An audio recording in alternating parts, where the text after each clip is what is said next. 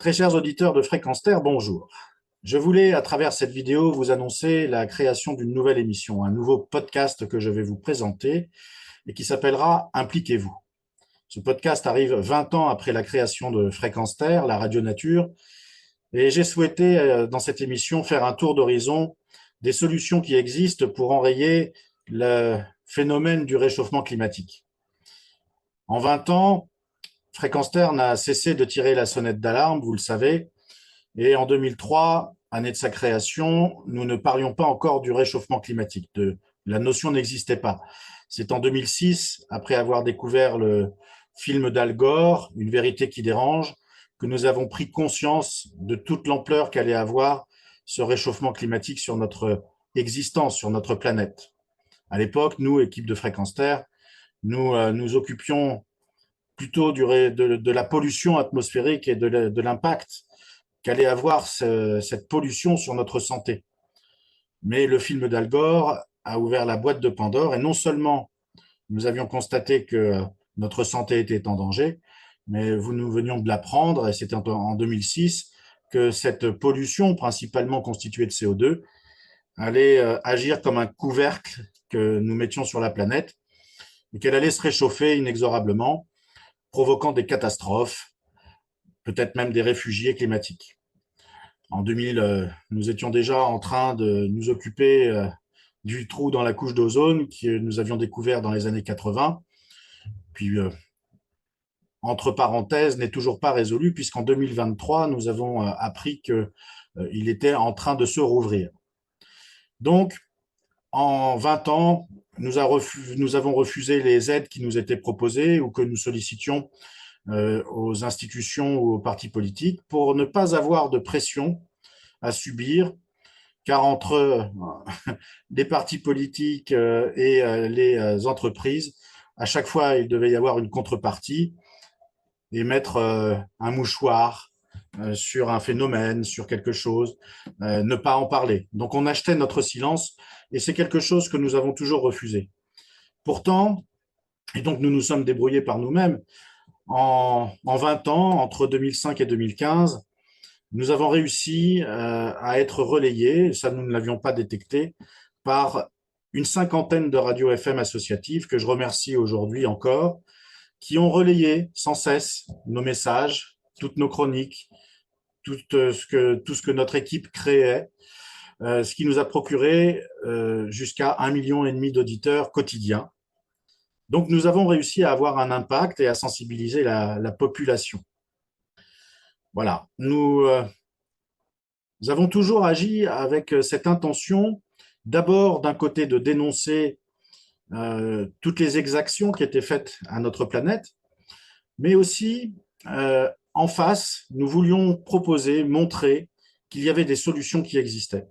Et les solutions existent, elles sont nombreuses, nous l'avons présenté, vous pouvez aller le constater sur notre site internet, et en particulier dans la chronique de Philippe Bourri, Éco-Cité, où des villes entières se sont engagées avec ses habitants, et ce sont les habitants qui ont réussi à mettre en place les solutions. Aujourd'hui, ces villes-là sont des villes heureuses, les habitants sont heureux.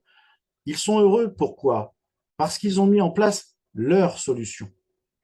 Ce sont des solutions qui émanaient d'eux. Alors bien sûr, elles n'étaient pas fantaisistes, elles existaient sur le papier, elles avaient été théorisées et eux, ils les ont mis en pratique. Alors aujourd'hui, ce sont des villes qui sont autonomes, se chauffent avec les déchets qui sont rejetés. Le compost sert à alimenter des jardins publics dans lesquels poussent des légumes que les habitants vont collecter.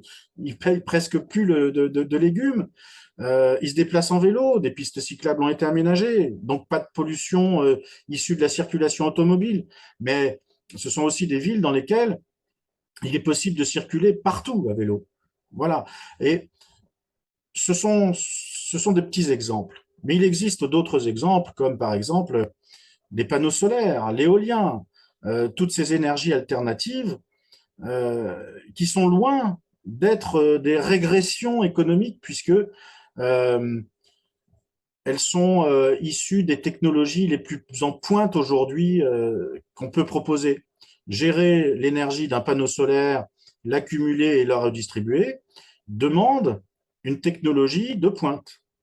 De même que connecter une éolienne pour qu'elle puisse produire de l'hydrogène, c'est une solution qui permet, puisqu'il y a des jours sans vent, eh bien, si on produit de l'hydrogène avec une éolienne, on peut, les jours où il n'y a pas de vent, reprendre l'eau et l'hydrogène qui ont été produites pour alimenter une pile à combustible qui va redistribuer l'électricité. Et ça, c'est éminemment technologique. Donc, l'écologie aujourd'hui, ce n'est pas une régression, c'est-à-dire qu'on ne retourne pas euh, à l'état de l'homme des cavernes, mais nous allons avancer avec des technologies hyper pointues au service de l'écologie. Donc dans cette émission, c'est ce que je voulais montrer, c'est ce que je vais vous montrer.